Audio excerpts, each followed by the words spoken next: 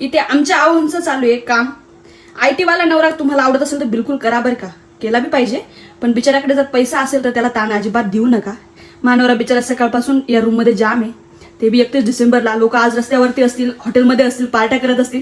पण नशीब असं आहे की यावर्षी 2025 मध्ये भागवत एकादशी असल्या कारणाने कोणीच रस्त्यावर नाही. सर्व सांभाळून राहणार आहे. साबुदाना के साथ हम सेलिब्रेशन करेंगे. जय सनातन. जय सनातन. तुम्हाला 2025 कसा गेला ते?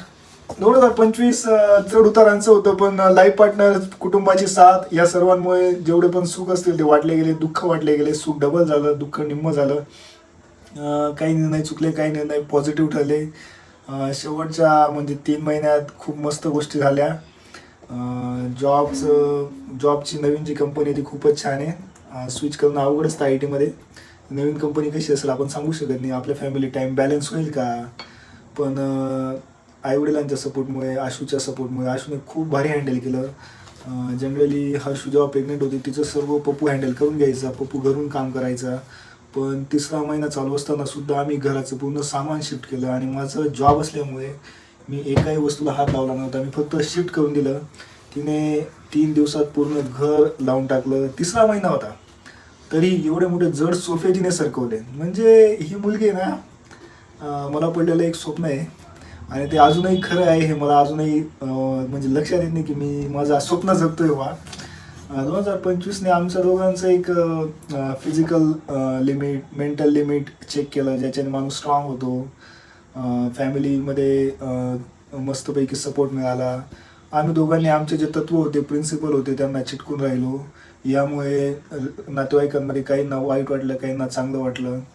पण कोणासाठी आपले प्रिन्सिपल तडजोड नाही केले पाहिजे. समोरच्यांना त्यांच्या चुका लक्षात येतात. म्हणजे आपण फक्त तुम्ही कोणाला पण, एखाद्या कपलला किंवा कोणालाही 2025 मधून 3-4 गोष्टी काय सांगाल की जे त्यांना असं कामात पडेल की तुम्ही काय केलं पाहिजे? पहिली गोष्ट, नवरा जर काही अर्निंग करत असेल, बाहेर नवरा भरपूर कष्ट करतो. प्रत्येक स्त्रीने समजून घेतलं पाहिजे की ज्या अर्थी आपला पती बाहेर कामाला जातो त्या अर्थी तो पूर्ण कुटुंबाची जबाबदारी खांद्यावर घेतली त्याने. तर त्याचा स्ट्रगल छोटा राहू द्या, मोठा राहू द्या, पगार कमी राहू द्या, जास्त राहू द्या, त्याच्यामध्ये खंबीरपणाने उभे राहा. त्याचा मेंटल सपोर्ट, फिजिकल सपोर्ट तर तो स्वतः आहे, पण मेंटल सपोर्ट खूप महत्त्वाचा आहे. त्याच्यामागे उभे राहा. नंतर ज्या अडचणी येतात त्या पहिल्या दिवशी खूप मोठ्या वाटतात. जसं जसं आपण त्याच्यातनं मार्ग काढतो, आपल्या पार्टनरची जी आपली बॉन्डिंग तयार होते, त्याच्यामध्ये तो प्रॉब्लेम सॉल्व्ह होणारच आहे. ह्या जगात असे प्रॉब्लेमच नाही की सॉल्व्ह होत नाही. वेळ सर्वांवर औषध आहे, वेळ जाऊ दिली पाहिजे.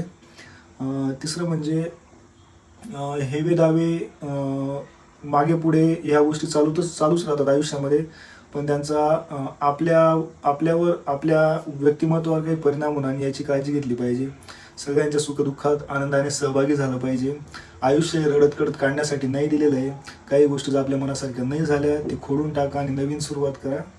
आणि 4थं म्हणजे जे तुमच्या वाट्याला आलेलं आहे ते तुम्हाला देवाचं, प्रारब्ध समजून तो देवाचा आशीर्वाद समजायचा. आणि तुमचं जे काम आहे ती देवाची सेवा समजायची. जसं प्रेमानंद महाराज सांगतात, आपका काम आपके कार्यक्षेत्र को भगवान की पूजा मानिए, भगवान की सेवा मानिए. That's it. अश्विनी पवारचा विलॉग आता तुम्हाला कंटिन्यू दिसेल अशी मी अपेक्षा करतो. तिच्यामुळे खूप ताणतणाव असतो पण ती मॅनेज करते. That's it.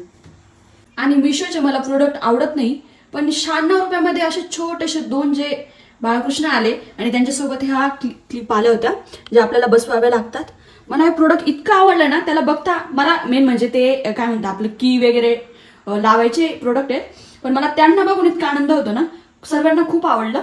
दुसरं म्हणजे आमचे गणपती बाप्पा आता शेवटी हेच सांगेल, सर्वांना सुखात ठेव, सर्वांना हिंमत दे. हे नवीन वर्ष, येणारं नवीन वर्ष सर्वांना सुखात जाऊ दे. घड्याळात वाजले 6. माझा नवरा बिचारा सकाळपासून बसून अजून सुद्धा त्यांना 31ची पार्टी काय असते, 31 काय असते हे माहिती नाही आहे. ते आता अजूनही काम करणार आहेत, त्यांना ॲप लाईव्ह करायचं आहे. पण आम्हाला काही प्रॉब्लेम नाही आहे. गंमत अशी, मागच्या 3 वर्षापासून सर्वजण नाशिकला राहायचे, म्हणून सर्व मिळून दररोज म्हणजे 31च्या दिवशी तरी आम्ही सायंकाळी एकत्र जेवणं करायचो. ओम दादा, पंकज आणि ते सर्व. पण आता जे ते जिकडे तिकडे झालंय. इथं फक्त नाशिकला गणुदान आम्हीच आहेत, पण त्यांचा बी प्रॉब्लेम आहे, ते बी 11 वाजता येणार आहेत. मग आम्ही ठरवलं की मी आणि माझा भाऊ आम्ही जातोय पावभाजी खायला प्रथमेशला. पावभाजी खाऊन लगेच घरी यायचं आहे, कारण आज बाहेर खूप गर्दी आहे, जास्त टाईम बाहेर देणं चुकीचं आहे. उद्यापासून तुम्ही कुठे बी फिरा. सो ढाबा बंद झाला आता. Signing off. नाही सोबत घेऊन जायचं आपल्याला, काही प्रॉब्लेम आला मग लॅपटॉप सोबत घेऊन जाऊन तिथं 5-10 मिनिटं काय ती पावभाजी थोडीफार खायची असेल ती खाणं म्हणजे किती विचित्र काम आहे. काही खरं नाही. सुट्टीच कशाला द्यायची या 30+ ला मग यांनी का? ए बघा, तुम्हाला मी एक गोष्ट सांगेल. सर्वात चिल माणूस त्यांना मी विचारले की 2025 त्यांना कसं गेलं. एकदम मस्त सांगतो उद्या. 2025 कसं गेलं? एकदम मजेत गेला, एकदम भारी. आमच्याकडे बिट्टी आला. एकदम बिट्टी नाही येतो. बिट्टी आहे बिट्टी. काही बी नाव ठेवतो. हॅरी येतो. हॅरी आहे. थोडक्यात मोडका कार्यक्रम प्लॅन ठरला आहे. जवळच पावभाजीचं आहे दुकान आहे, तिथं जायचं आहे, पावभाजी खायची, घरी यायचंय. पप्पाने तर कुठेच जायला लावलंय. हम जा रहे हैं गार्डन पाव भाजी खाने ओम प्रकाश के घर के नजदीक. ओम प्रकाश हालांकि यहाँ पे नहीं है, लेकिन हम उसके घर के बाजू में पाव भाजी खाने जा रहे हैं. अभी नासिक में हमारे दोस्तों में से कोई भी अवेलेबल नहीं है. वो अवेलेबल नहीं है जो अवेलेबल. काय मागवलं?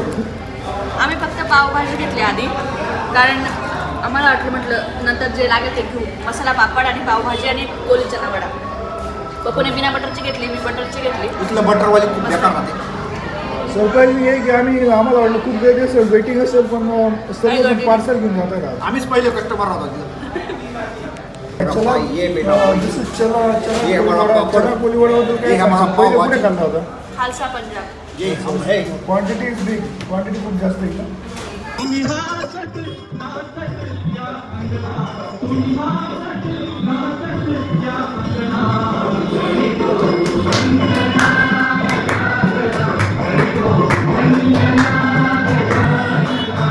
किती दे?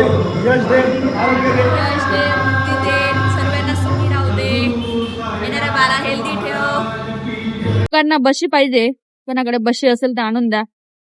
दूध आहे खूप गरम, जे पिल्लं जात नाहीये, घेतलं तर गेलंय. आणि ते बोलले जर तू नसती राहिली तर आम्ही आरकेला गेलो असतो म्हणे. आता पण जाऊ शकतो, काही प्रॉब्लेम नाही, पण आता नाही ना, घराजवळ आलोय म्हणून जाणार नाही ते. शिकार जा रहा है शिकार. त्या दोघांची गंमत कशी झाली माहितीये का?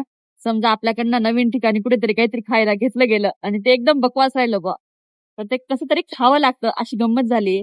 दूधवाल्याने पण नवीनच दुधाचं दुकान टाकलं असेल, बिचारायला माहिती नाहीये किती साखर टाकावी, आणि खूप पतलं दूध येते. दोघांना प्यावं लागणार आहे, ते बळजबरी पिताय. अरे बाप रे, बरं झालं मी नाही घेतलं. घरचा पचका झालाय, पचका. काय गाणं? किरीश का सुने का? माझी गोळी संपली होती म्हणून ग्रीन प्लसला आलो, पण तिथं पण नाही भेटली. असं 2 ठिकाण. गोदावरी प्लस म्हणतात. कॅमेरा पुसून घ्यायचं. ये नाशिक इनसाइडर. तुला जेवढं दिसतंय ना तेवढं दिसलं पाहिजे सगळ्यांना. व्लॉग म्हणजे काय, प्रेक्षकांना सर्व दिसलं पाहिजे. ओके, तुम्हाला दिसत नाहीये का? मला सांगा तर. घराच्या जवळचा जो परिसर आहे तिथे पण खूप गर्दी आहे आज. आणि आम्ही परत आता गुरुगोविंद सिंगकडे आलो मेडिकलला. तिथं भेटते का गोळी भेटू, कारण ती गोळी आता मला रात्री घ्यायची आहे. सिलॉल D3 नाव आहे तिचं, कॅल्शियमची गोळी आहे, रेग्युलर देतात ते. ती मला गोळी भेटली आहे. सलॉन D2 वेलनेस फॉरेवर नाही आहे, 24 तास चालू राहतं. वेलनेस फॉरेवरला तुम्हाला एका ठिकाणी ती गोळी नाही भेटली, त्यांना सांगा की दुसऱ्या ब्रांचला चेक करा. दुसऱ्या ब्रांचला राहिलं तर ते सांगतात की तिथं जाऊन घेऊन घ्या. सो त्यांचं सब ब्रांचेस असतात नाही, इंटरलिंक असतं त्यांचं, त्यांना माहिती कुठल्या स्टॉकला काय अवेलेबल आहे. ओके, आता ही गोळी इतर ठिकाणी भेटली नाही, पण आता भेटली. आणि ह्या स्ट्रीप पूर्ण एक स्ट्रीप घ्यावी लागते. ओके, हा, सुट्ट्या भेटत नाही, 1 आणि 2 डायरेक्ट स्ट्रीप राहते ती. गोळींसारखी एक गोळीसाठी वेगळी असं. हा जो आमच्या घराजवळचा रस्ता होता ना गुरुगोविंद सिंगचा, इतका खराब होता आणि इतके खड्डे होते त्याला. पण आता जे इलेक्शन येत आहे त्याच्यामुळे त्यांनी डायरेक्ट रस्ते मक्खन करून टाकले. असेच कायम केले पाहिजे, कारण लोकांना खूप प्रॉब्लेम येतात. आणि पावसाळा आला की हे रस्ते परत तसेच होणार आहेत, सर्वांना माहिती आहे. सायकल मी मागच्या 1.5 वर्ष आधी आणली होती ओम दादाकडनं, जी बिचारी नुसती धूळ खात पडली आहे. तिला चालवायला कोणी नाही आहे, ते दोघं जण चालवत नाही. जिरली तुमची जिरली. जस्ट आम्ही घरी पोहोचलो, 8:30 पर्यंत जेवण झालेले आहेत. मस्त गोळी घेऊन आता रिलॅक्स होईल. लवकर जेवण झालेलं चांगलं असतं प्रेग्नन्सीमध्ये. तसंच उद्या 2026चा पहिला दिवस आहे. माझं मिस्टरांना सांगणं आहे की तुमचं हे दुकान बंद करा आता आणि उद्या 2026चा पहिला दिवस असल्यामुळे आपण दोघं ग्राउंडवरती जाऊ. पहिल्या दिवसाची सुरुवात ग्राउंडवरती गेल्याने चांगली होईल. व्यायाम करू. महिनाभर जावं लागतं नुसतं पहिल्या दिवशी जाऊन काय फायदा. अशा संकल्प आज खूप जण घेत असतील माझ्यासारखा. बारीक व्हायचं, वजन कमी करायचं, चांगल्या सवय, दारू सोडायची, चिकन सोडायचं, काय नाही लिहून घेतलं असेल, सोडायचं, खूप सारे संकल्प केले असतील. पण जानेवारी स्वप्न दाखवतो, डिसेंबर लाईक दाखवतो. एक पण पूर्ण नाही होत. मागच्या वर्षी म्हणजे 2024ला आम्ही पण असाच एक संकल्प घेतला होता, मला आता आठवत नाहीये.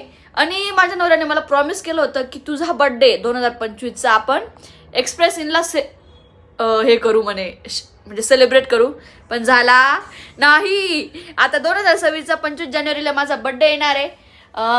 एप्रिल महिन्यामध्ये आम्हाला आमचं स्पेशल गिफ्ट भेटणार आहे आणि 26 मेला आमची अॅनिव्हर्सरी आहे. हे 4-5 महिने आमचे स्पेशल डेज आहेत. सो आमच्या चॅनलला लाईक करा, शेअर करा, सबस्क्राईब करा आणि आता कंटिन्यू व्लॉग बघण्यासाठी तयार राहा. Bye bye.